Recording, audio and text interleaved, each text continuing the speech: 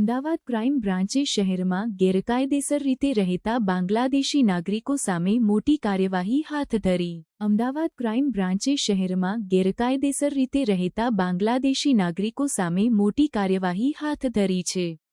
Crime બ્રાન્ચે ચંદોલા, Dani લીમડા, શાહ આલમ અને કુબેરનગર જેવા વિસ્તારોમાં તપાસ કરીને 50 જેટલા બાંગ્લાદેશી નાગરિકોને અટકાયત કરી છે.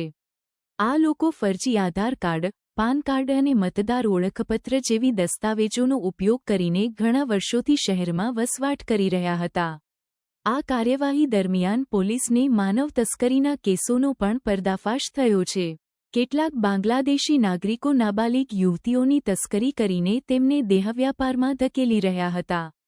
આ ઉપરાંત ફરજી દસ્તાવેજો બનાવનાર ગેંગનો પણ પર્દાફાશ થયો છે, જે ગેરકાયદેસર રીતે વસવાટ કરનારાઓને ભારતીય ઓળખપત્રો પૂરા પાડી રહ્યા હતા. રાજ્યના ગૃહ રાજ્યમંત્રી હર્ષ સંઘવીના જણાવ્યા અનુસાર 15 બાંગ્લાદેશી નાગરિકો અને એક નાબાલિગ બાળકને તેમના વતન પરત મોકલવામાં આવ્યા છે અને બાકીના 35 નાગરિકોને માર્ચ સુધીમાં પરત મોકલવાની પ્રક્રિયા ચાલુ છે.